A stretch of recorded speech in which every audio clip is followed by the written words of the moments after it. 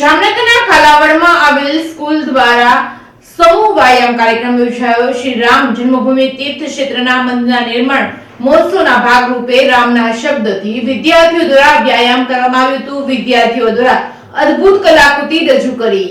નમસ્કાર, આપ જોઈ રહ્યા છો JK ન્યૂઝ ગુજરાતી। વાત તો જામનગરના કાલાવડના રામ મંદિરની પ્રાણ પ્રતિષ્ઠા મહોત્સવની ભવ્ય ઉજવણી કરવામાં આવી હતી।